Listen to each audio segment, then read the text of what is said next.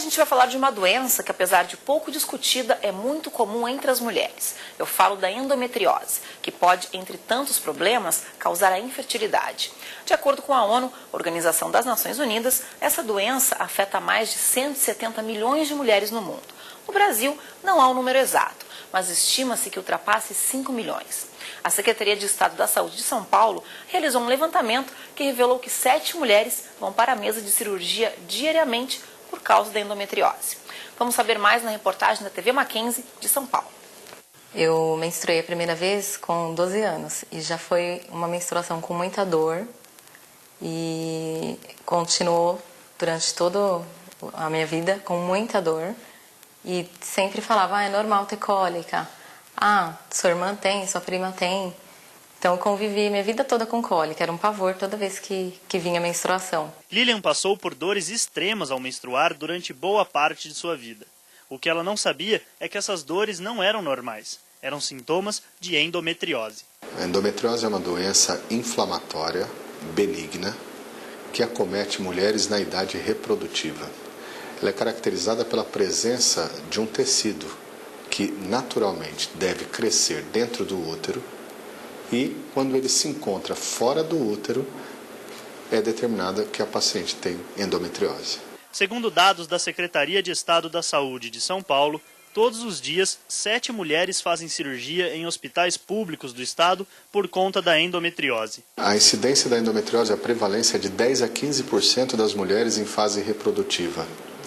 É uma incidência, estima-se que no Brasil tenham 6 milhões de mulheres com endometriose. Além das dores durante o período menstrual, outros sintomas podem indicar a endometriose.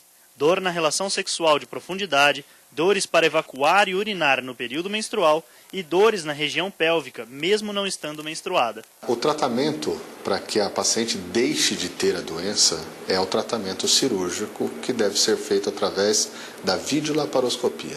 Para Lilian, o pior dos sintomas era outro, a infertilidade. Desde 2008, ela tentava engravidar sem sucesso. Foi somente com o diagnóstico de endometriose que essa história mudou. Fiz a cirurgia, o pós-cirúrgico foi bem difícil, porque como tinha foco no intestino, fiquei com dieta líquida 15 dias, fiquei muito fraca, foi bem complicado. E isso foi 18 de agosto, quando foi 25 de outubro, foi minha última menstruação e eu engravidei. Em 2012 nasceu a Manuela, saudável e sem problemas de saúde. Uma conquista para a família de Lilian. Mas muitas outras mulheres sofrem com as dores e a dificuldade para engravidar, porque não diagnosticaram a endometriose. Tem muita gente sofrendo, perdendo emprego, não consegue trabalhar, atrapalha a vida conjugal, porque a dor é muito grande na relação sexual. Então atrapalha a vida da pessoa como um todo. As mães das adolescentes que têm cólicas menstruais severas, fiquem atentas e levem suas filhas a um ginecologista, especialista de preferência em endometriose, para que faça o acompanhamento. Quem é?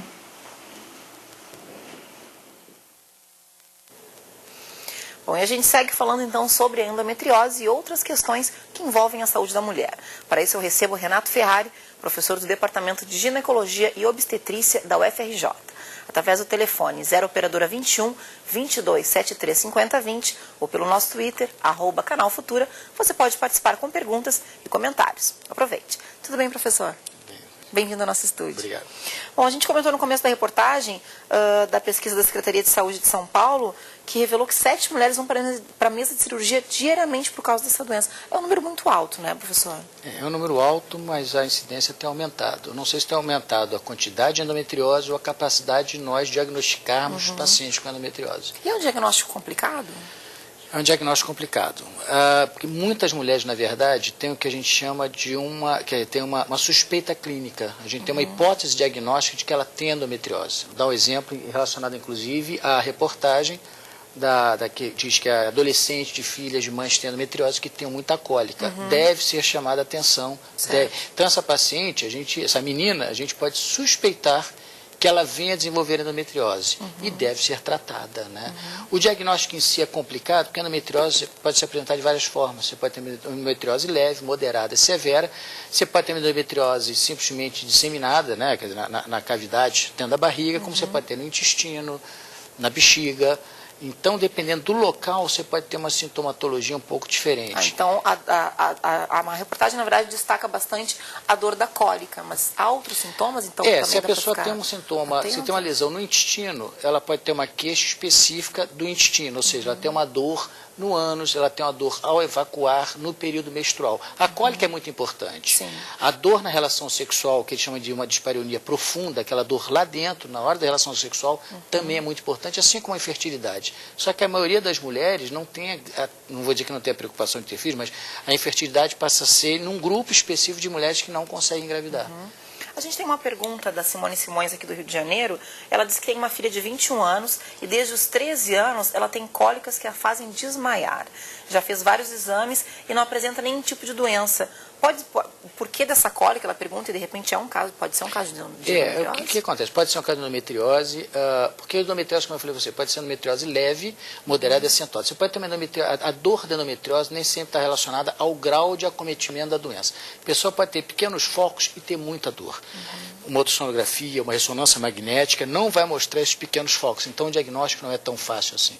Essa menina possivelmente deve utilizar uma pílula anticoncepcional, se possível de uma forma contínua, que a gente hoje tem muita segurança de usar a pílula de forma contínua, que há alguns anos a gente não tinha, é muito questionado pelas mulheres, se você pode ficar sem menstruar ou não. A gente sabe hoje em dia que a mulher não precisa menstruar, então ela pode usar com segurança, e usar a pílula anticoncepcional, ela vai estar evitando o desenvolvimento dessa endometriose, vamos dizer assim, e vai ter menos dor. Então, essa menina, a gente não vai ter o diagnóstico de endometriose, mas tem a suspeita, principalmente se a mãe tiver, mas toda adolescente com dor menstrual importante merece ser tratada com a pílula anticoncepcional para que ela não tenha essa dor. E a pílula por si só, ela regride focos de endometriose. Então, ela tende a proteger o desenvolvimento dessa doença nessas meninas que têm dor forte. Certo. Bom, na reportagem o médico destaca o tratamento da videolaparoscopia.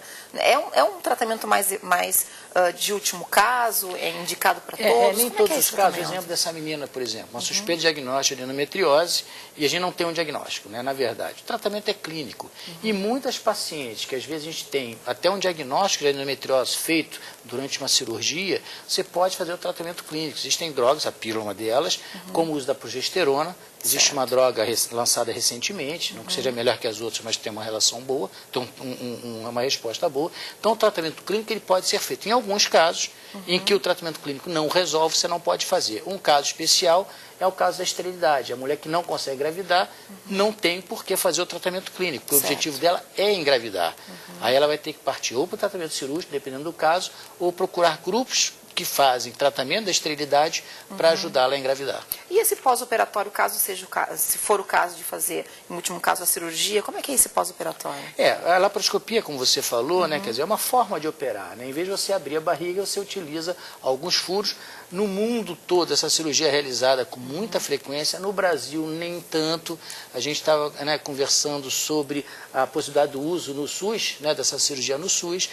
O problema é que é uma cirurgia relativamente cara, precisa de aparelhagem e precisa de grupos muito bem treinados. Certo. Mas a laparoscopia é um excelente tipo de tratamento, porque, como pós-operatório, é melhor do que quando se abre uma barriga e você tem a oportunidade de ver os focos de endometriose muito próximos. Certo. Mas, para isso, você precisa de um grupo, como eu falei, muito bem treinado, demora muito tempo, é uma cirurgia cara, não é uma coisa fácil. A nível de saúde pública, a dificuldade é que nós não temos disponibilidade de boas aparelhagens e de treinamento desse grupo, porque não é um cirurgião que vai lá, opera, me dá aqui que eu resolvo. Não é tão simples. Não é tão simples assim. Precisa, muitas vezes, de uma equipe multidisciplinar. Precisa de um proctologista, precisa de um urologista, trabalhando junto desse grupo para que a cirurgia seja feita da forma adequada. Então, a sugestão sempre é, claro, procurar um médico, no caso do ginecologista, mais específico. O que acontece? O ginecologista Desculpa interromper, professor, nosso tempo acabou. Tá a gente agradece os telespectadores que participaram, passam umas perguntas, a gente caminha para o entrevistado e a nossa produção responde via e-mail. Muito obrigada, pela presença. A gente faz mais um breve intervalo e volta já. Veja no próximo bloco. Pesquisa feita pela internet acusa os homens de trocarem o galanteio pelo assédio na hora da paquera.